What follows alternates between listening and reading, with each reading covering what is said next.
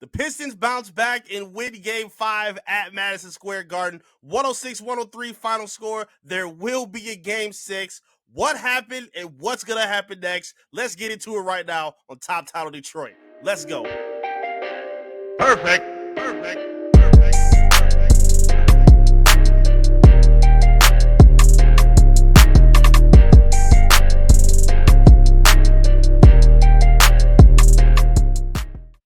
What's good? Welcome to Top Title Detroit.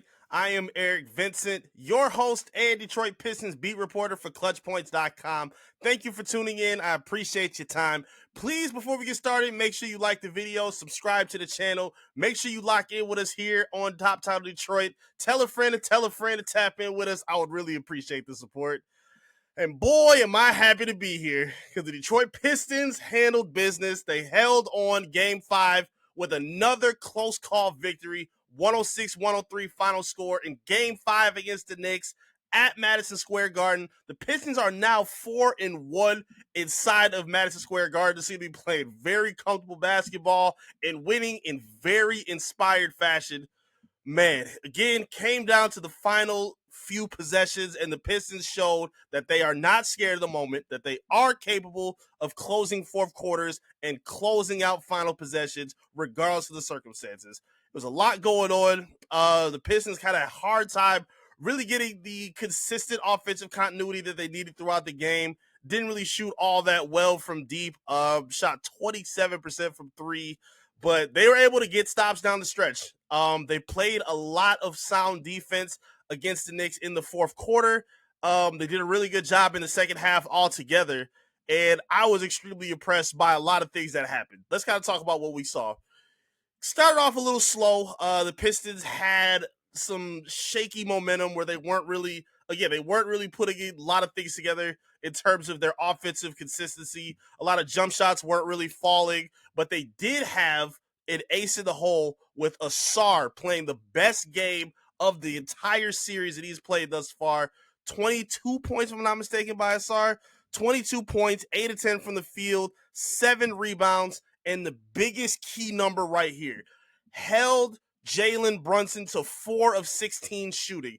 Ausar has had some tough stretches where he's been mixed up in foul trouble and trying to find a better rhythm offensively. This is easily the best game he's played in the series and one of the best games he's played in his entire career. Did a really good job of staying pretty disciplined. I don't want to say he stayed out of foul trouble because he did have 5 fouls, but he did a good job of not guarding Brunson with his hands. That's something that's kind of been caught up with him a little bit, where he's stripping for the ball and reaching, and then that knocks Brunson down. He gets a cheap little foul, and it kind of deters his ability to stay on the court.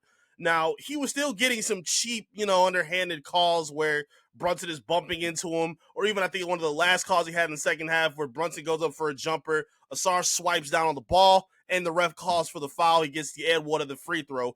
Ausar did a good job of changing all of that. I'll also give credit to JB Bickerstaff for actually playing Ausar down this stretch as well. Played 28 minutes today. Probably could have played a little bit more, but again, this was what they needed from him in terms of the back and forth that they were going through. And they delivered. Ausar delivered. He did exactly what he needed to do. Again, he's not going to be, at least not in this immediate moment, he's not going to be the offensive, initiator where he's putting his head down and always finding an ability or a way to create his own shot. That's not what he does. But they did a good job of finding him for easy opportunities and easy ways to score, whether it's Cade coming downhill and finding Ausar for a lob on coming off the wing right in the dunker spot on the block.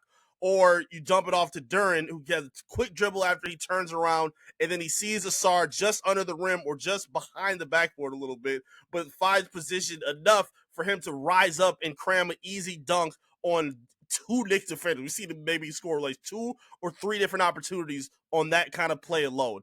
Ausar was absolutely fantastic. Did a really good job rebounding. Was a +9 on the floor. 6 of 12 from the free throw line. We're not going to kill him for that. We already know he's not a great free throw shooter. If he makes a few more, it's obviously a different story. But for what he's given you, he doesn't have to be perfect. But this was as good of a game that you could ask for somebody like Ausar Thompson. I always wanted to see him kind of play a little bit of that Josh Hart role that we see with the Knicks. he's their glue guy. He makes a lot of their dirty plays where he's, scrapping for rebounds, making those secondary scoring opportunities, driving and putting pressure on the defense in transition. Josh Hart does a really good job of doing that. And Ausar did a fantastic job of that, did a good job of helping take some pressure off of Cade Cunningham, who we'll talk about in just a minute. Ausar was fantastic. I got to give a lot of credit to him. He was the X factor of the day. He made a huge difference after having a pretty tough series. This was the most impressive look that we've seen from Ausar Thompson, and he showed how valuable that he can be in this kind of a series against a team like the Knicks, who don't do too well when he's at his A game defensively. Fantastic game from Ausar Thompson. Cade Cunningham, 24 points, 8 assists, 8 rebounds, 5 turnovers, 2 steals, 1 block. A good bounce back game for Cade. He had a pretty bad first half. A little bit of the third quarter was kind of quiet too, but he was able to erupt for, I think, 18 or maybe 20 points in the second half alone. And a lot of those points came out of the free throw line as well. 11 to 12 from the stripe. And a lot of them came in clutch time as well, where he was going downhill. He was getting contact with Karl-Anthony Towns, really attacking OG Anunoby and taking advantage of, their would look like to see that they were a little tired defensively and they were shorthanded as well, as Jalen Brunson and Josh Hart were injured and didn't really come back with the same type of energy or the same kind of momentum. They were hobbling a lot of the game and they didn't really have a lot of the same energy. And if you look at how the possessions played out, they went out, I think, with like maybe just above maybe a couple minutes or a minute left. And Cade and the Pistons were able to ice off a lot of time where they were scoring and taking advantage of those time and all those seconds of them not being on the floor. They came back into the game with like 27 seconds left, and the Pistons already had a 2-possession lead at that point. Now, whatever is in the water with the Knicks, I don't know, because Mikal Bridges and OG Anunoby hit some miracle threes to cut the lead down, but the Pistons did a great job of knocking down free throws, getting stops, and making plays happen to limit the Knicks as much as they could. It was fantastic to see their execution down the stretch. They needed that in the fourth quarter, especially when things looked a little bit shaky. Cade missed a couple floaters and layups in the fourth quarter where they were cleaned up in back-to-back possessions by Jalen Duren with a dunk, who also had a pretty effective game. 9 points, 14 rebounds, 7 on the offensive glass, 6 assists. When Jalen Duren is in his playmaking bag, you see how dangerous this team is. He is a really good secondary passer, especially when he's finding Ausar for easy dunks above or below the rim. He's found Ron Holland in a lot of those opportunities as well during the regular season. They were fantastic. I'm really, really impressed with what I saw from Jalen Duren and his hustle effort today with the dog pound representing for the Pistons. Tobias Harris, 17 points, 8 rebounds from him. He's been very consistent. He did have the best, I think it was game 2 or game 3 where he was pretty quiet. It was game 3 where he was really bad at LCA. He has done a really good job of responding and weathering storms when the Pistons need them the most. They try to go to him a lot in the post. Sometimes he struggles. Sometimes he's been missing.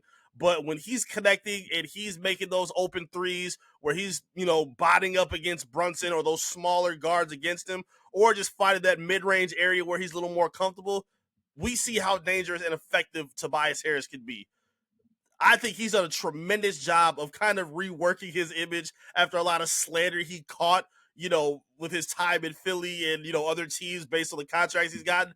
I think he's done a tremendous job of reworking that image and playing the basketball that the Pistons need, especially in the effective moments in a playoff series like this, which is well capable of them winning and stealing. They were fantastic. 14 points for Dennis Schroeder, 10 points off the bench for Malik Beasley, 8 points for Tim Hardaway Jr.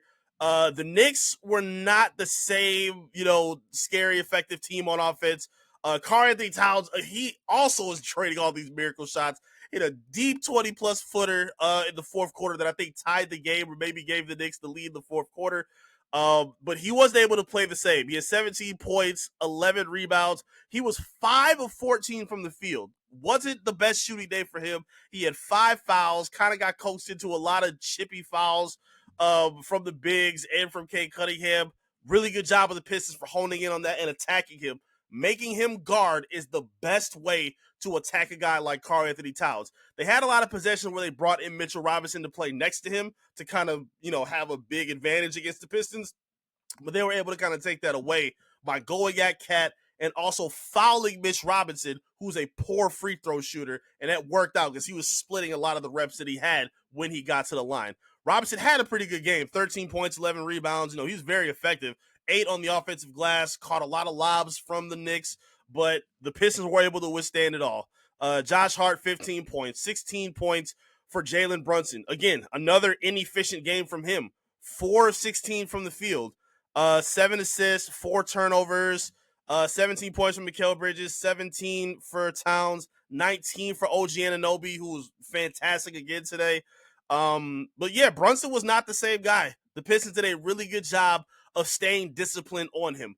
You cannot let him bait the refs into the contact that he wants to get. Whenever he runs into you with fouls, that's going to be an automatic foul against the Pistons. You might as well get ready for it. If you see him laying on the ground, get ready for a foul to be called against you. Grant Hill said the exact same thing as the game was going on. He's on the ground a lot, and it's always a foul against the other team. And it is what it is. The Pistons did a really good job of playing through the whistle. They were frustrated. We saw J.B. Bickerstaff get a technical foul. Tobias got a little frustrated. Kay was getting a little frustrated. Duran was a little frustrated, calling Brunson a flopper on the ground. Like, they played through that, though. That's what they needed to do. They came in, said that they weren't hanging their head. They're excited for this next opportunity, and they absolutely played like it today. I'm so proud to see what I saw from this team. They were fantastic when they were needed most against the Knicks, and they're able to survive. They're going back home to LCA. Game 6, the Piston fans, you get one more opportunity to go crazy, to make some noise, create an unbelievable environment, and hopefully the Pistons can snap that losing streak of the playoff losses at LCA and at home. They need to be able to snap that. They got to stay alive if they want to be alive for Game 7. Game 6, I believe, is on Thursday. I think they'll be tipping off at 7 o'clock. I will definitely be there at LCA, and I cannot wait to feel that environment one more time.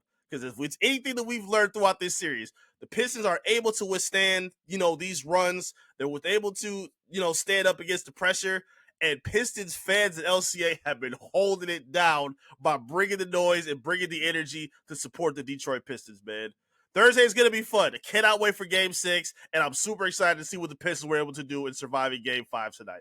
But talk to me in the comments. I would love to hear your feedback. What were your thoughts from Game 5, and what is your final score for the Pistons matchup in Game 6 against the New York Knicks at LCA? I would love to hear from you. Talk to me in the comments. Make sure you like the video, subscribe to the channel. Again, tell a friend to tell a friend. I would love to hear from you and hear that support from the good old Piston faithful and those crybaby New York Knicks fans on Twitter who've been in my comments for days now. Yeah, I want to hear y'all too. If y'all got something to say, you can be heard too. We got time today. We got time. It's going to be a long series. It's going to be a dogfight, and we said it from the beginning, and that's exactly what's unfolding right now. Holla at me in the comments. Lock into the channel. Thank you all so much for being here on Top Title Detroit. Go Pistons, and I'll see you all again on Game 6 on Thursday at LCA. Peace.